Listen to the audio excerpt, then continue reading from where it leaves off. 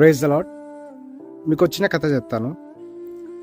ఒక రైతు చేతిలో ఒక చిన్న విత్తనం ఉంది. ఆ విత్తనం రైతు చేతిలో ఉన్నంత వరకు చాలా సేఫ్గా, చాలా సంతోషంగా ఉంది.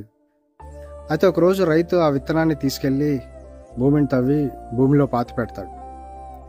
అప్పుడు ఆ విత్తనం అనుకుంటుంది, అయ్యో ఎందుకు ఇలా నన్ను చేశావు, ఎందుకు ఇలా నన్ను భూమిలో పాతి పెట్టావు, ఇక్కడ చాలా చీకటిగా ఉంది, చాలా ఒంటరిగా ఉంది, నేను చనిపోతానేమో అనిపిస్తుందని ఆ విత్తనం చాలా బాధపడుతుంది. కానీ ఆ విత్తనానికి తెలియదు అది ఎందుకు పాతి పెట్టబడిందో. 1-2 రోజులు అయిపోతుంది. అప్పుడు ఆ విత్తనం అనుకుంటుంది, ఇంక అయిపోయింది, నా జీవితం ఇంతటితో సమాప్తం అనుకుంది. కానీ ఒకరోజు ఆ విత్తనం పగిలిపోతుంది. ఆ పగుల్లో నుంచి, ఆ భూమిని చీల్చుకుంటూ ఆ చీకట్లో నుంచి పైకి వెలుగులోకి ఒక చిన్న మొక్కగా పైకి వస్తుంది.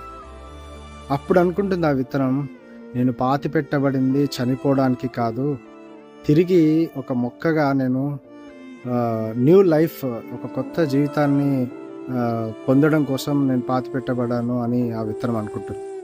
అదేవిధంగా ప్రభువైన యేసుక్రీస్తు వారు కూడా పాతి పెట్టబడింది చనిపోవడానికి కాదు, 3వ రోజు మళ్ళీ తిరిగి లేచి ఈ లోకానికి, సర్వ మానవాళికి ఒక క్రొత్త జీవితాన్ని ఇవ్వడానికి ఆయన పాతి పెట్టబడ్డాడు. అంతటితో ఆయన స్టోరీని ఎండ్ చేయడానికి పాతి పెట్టబడలేదు. ఆయన నీ స్టోరీని స్టార్ట్ చేయడానికి ఆయన పాతి పెట్టబడ్డాడు. ప్రభువైన యేసుక్రీస్తు వారు నా పాపముల కొరకై చనిపోయి ఆయన పాతి పెట్టబడి 3వ రోజు మళ్ళీ తిరిగి లేచాడు. అంటే మన పాపములన్నిటినీ భూమిలో సమాప్తం చేసి మనకు ఒక క్రొత్త జీవితాన్ని దేవుడు ఇవ్వడానికి ఆయన చనిపోయాడు. మళ్ళీ 3వ నాడు తిరిగి లేచాడు. అదే ఈస్టర్గా సెలబ్రేట్ చేసుకుంటాం. ఆయన పునరుత్థానం ద్వారా మనకు క్రొత్త జీవితం లభిస్తుంది. ఆయన పునరుత్థానం ద్వారా మనము పాపంను, మరణంను జయించే వారంగా ఉంటాం. ఆయన పునరుత్థానం ద్వారా మనకు ఒక నిరీక్షణ దేవుడు మనకు కలిగజేస్తూ వచ్చాడు. బైబిల్లో ఒక చిన్న మాట రాసింది. కొరింథీయులకు రాసిన 2వ పత్రిక 5వ అధ్యాయము 17వ వచనం. కాగా ఎవడైనను క్రీస్తునందున్నట్లా వాడు నూతన సృష్టి, పాతవి గతించను, ఇదిగో క్రొత్త. కాబట్టి ఆయన పునరుత్థానం ద్వారా మనకు మన పాత జీవితాన్ని తీసేసి, మన పాపములన్నిటినీ సమాధి చేసి మనకు ఒక క్రొత్త జీవితాన్ని మనకు దేవుడు ఆయన పునరుత్థానం ద్వారా దయచేశాడు. అలాగే ఇంకో వచనం చదువుకుంటాము. పేతురు రాసిన మొదటి పత్రిక 1వ అధ్యాయం 3వ వచనం. మన ప్రభువు యేసుక్రీస్తు తండ్రి అయిన దేవుడు స్తుతింపబడును గాక. మృతులలో నుండి యేసుక్రీస్తు తిరిగి లేచుట వలన జీవంతో కూడిన నిరీక్షణ మనకు కలుగునట్లు ఆయన అక్షయమైనదియు నిర్మలమైనదియు వాడబారనిదియునైన స్వాస్థ్యము మనకు కలుగునట్లు ఆయన తన విశేష కనికరము చొప్పున మనలను మరలా జన్మింపజేశాను.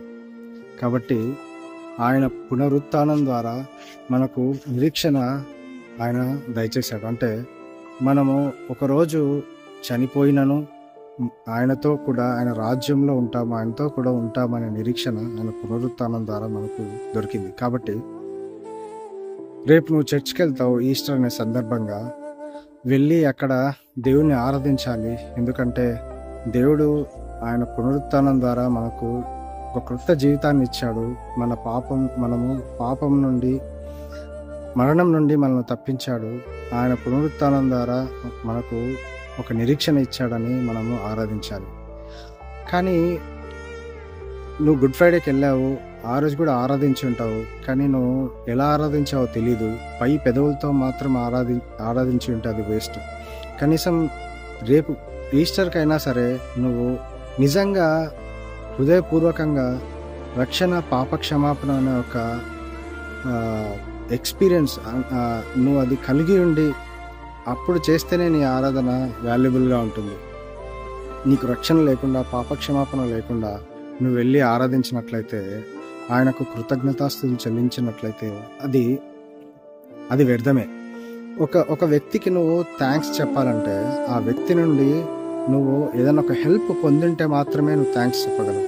హెల్ప్ పొందకుండా నువ్వు థ్యాంక్స్ అసలు చెప్పవు, ఎందుకు చెప్పాల్సిన అవసరమూ లేదు. కాబట్టి నువ్వు కేవలము రక్షణ పాపక్షమాపణ అనొక అనుభవం లేకుండా నువ్వు ఆయనను సొంత రక్షకునిగా స్వీకరించకుండా నీ పాపంలోనే ఉంటూ నువ్వు ఆరాధిస్తే ఆ ఆరాధన వ్యర్థమే.